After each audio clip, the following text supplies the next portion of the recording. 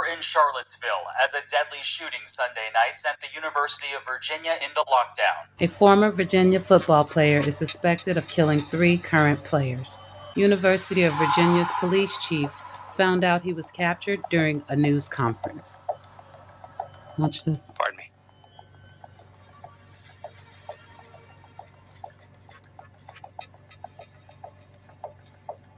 Thank you, Captain. We just received information the suspect is in custody. Just need a moment to thank God. Breathe a sigh of relief. Devin Chandler, Lavelle Davis Jr., and Deshaun Perry were killed. Perry had just played in Saturday's game against Pittsburgh.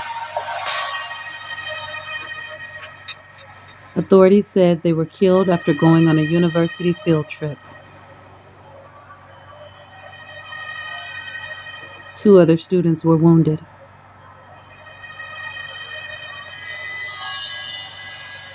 The suspect was charged with 3 counts of murder after leading authorities on a manhunt. There will be questions that will have no answers. And it's not because I don't want to tell you, it's because we just don't know. So I hope you'll be patient with that and trust that when we do know, you'll know.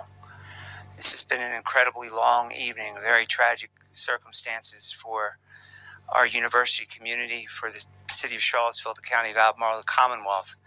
It's especially tragic for a small number of families who we've had to break some really bad news to. As they returned from a field trip to Washington, D.C., officials say the shooter opened fire on a bus full of students in a parking garage on the UVA campus. My heart is broken for the victims and their families and for all those who knew and loved them.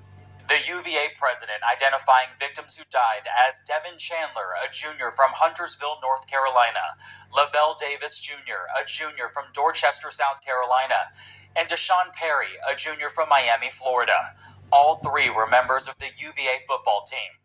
UVA police say the suspect had been investigated by campus officials in September after someone reported him making a comment about owning a gun. By mid-Monday morning, Jones had been found away from campus and taken into custody. We've secured arrest warrants for Mr. Jones. We've charged him with 3 counts of second-degree murder, and we charged him with 3 counts of using a handgun in the commission of a felony.